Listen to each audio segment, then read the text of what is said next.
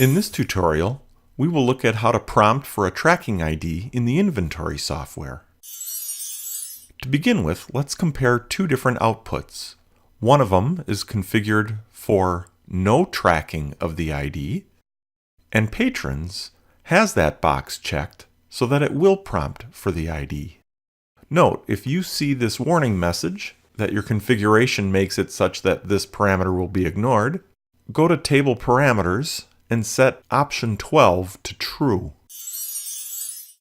In this example, we've weighed a pail of produce to discard, and when you click to save, it immediately stores that data without prompting for any additional information. In contrast, if we've weighed food that is in a cart for a patron, which has its prompt setting checked, when you save this information, it asks you to enter or scan the associated ID. The user can then enter in the ID,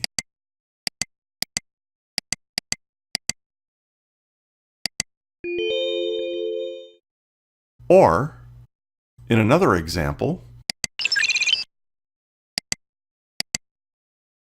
we'll switch to a live video feed to show that if your pantry uses a food ticket that has a barcode, you can use a scanner and it will enter in the code into the associated ID for you, and in this case, it can be alphanumeric.